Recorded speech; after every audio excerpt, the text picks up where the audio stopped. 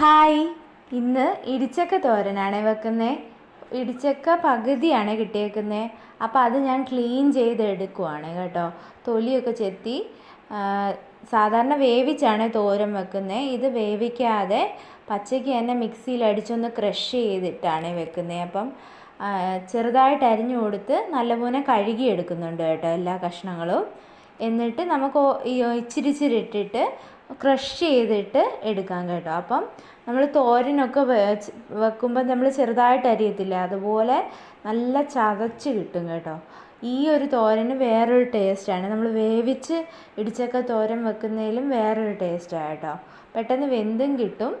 പിന്നെ ഈ ഒരു അരിയുന്ന പാടേ ഉള്ളൂ. പിന്നെ മിക്സിയിലിട്ട് ക്രഷ് ചെയ്ത് കഴിഞ്ഞാൽ ബാക്കി എളുപ്പമാണേ. അപ്പം ഞാൻ എല്ലാം ഇതുപോലെ അരിഞ്ഞെടുത്തിട്ടുണ്ട്. ഇച്ചിരി ഇച്ചിരി എടുത്ത് നമുക്ക് ചതച്ചെടുക്കാം. അതിന് 2-3 വട്ടം ഒന്ന് ക്രഷ് ചെയ്യുന്നേ ഉള്ളൂ. അത് നല്ലപോലെ ചതഞ്ഞ് കിട്ടും കേട്ടോ. ഒന്ന് ക്രഷ് ചെയ്തെടുത്തപ്പോൾ ദാണ്ട് ഇതുപോലെ ഇരിക്കുവേ. അപ്പോൾ എല്ലാം ഞാൻ അതുപോലെ ചെയ്തെടുക്കുന്നുണ്ട്. എല്ലാം ഞാൻ അതുപോലെ ചെയ്തപ്പോൾ ദാണ്ട് ഇതുപോലെ എനിക്ക് കിട്ടിയേ. എന്നിട്ട് ഞാൻ ചട്ടിയിലാണ് വെക്കുന്നത്. ചട്ടിയിൽ വെളിച്ചെണ്ണ ഒഴിച്ച് കടുക് പൊട്ടിച്ച് വറ്റൽമുളകും കറിവേപ്പിലയും ഇട്ട് അതൊന്ന് മൂത്ത് വന്നപ്പം ഈ ചതച്ച് വെച്ച ഇടിച്ചക്ക അതിനകത്തോട്ട് ഇട്ട് കൊടുക്കുന്നുണ്ട് കേട്ടോ. എന്നിട്ട് ആ ചതച്ച് വെച്ചേക്കുന്ന എല്ലാം ഞാൻ അതിനകത്തോട്ട് ഇട്ട് കൊടുക്കുന്നുണ്ട്.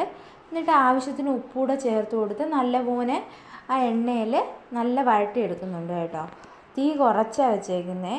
അപ്പോൾ പെതുക്കെ ചൂട് ആവത്തുള്ളൂ. അതുകൊണ്ട് ഇളക്കി എല്ലാ വശവും ഇളക്കി ഞാൻ അടച്ചു വെക്കുന്നുണ്ട് ഇത്. എന്നിട്ട് നമ്മൾ സാധാരണ തോരൻ വെക്കുന്ന പോലെ തന്നെ പിന്നെ ഇടിച്ചക്ക തന്നെ വേവിച്ചും വെക്കും. ഇതുപോലെ അരിഞ്ഞെടുത്ത കഷ്ണം ഒന്ന് കുക്കറിലിട്ട് ഒരു വിസിൽ കേൾപ്പിച്ചോ അല്ലെങ്കിൽ ഒന്ന് വെള്ളത്തിലിട്ട് വേവിച്ച് കഴിഞ്ഞിട്ട് ആ കഷ്ണങ്ങളെടുത്ത് മിക്സിയുടെ ജാറിലിട്ട് ഇതുപോലെ ചതച്ചിട്ടും തോരൻ വെക്കും. അതിന് വേറൊരു ടേസ്റ്റാണ്, ഇതിന് വേറൊരു ടേസ്റ്റാണേ.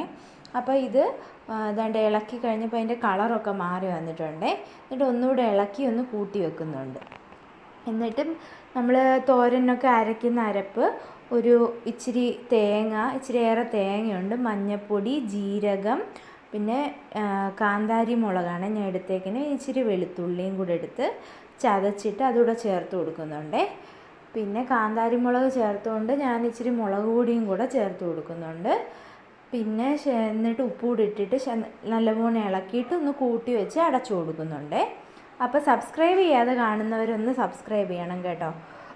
അപ്പോൾ ഇത് കൂട്ടി വെച്ച് അടച്ചു വെച്ച് കൊടുക്കുന്നുണ്ട്. എന്നിട്ട് തുറന്ന് വെച്ചിട്ട് നല്ലപോലെ ഇളക്കി കൊടുത്താൽ മതി.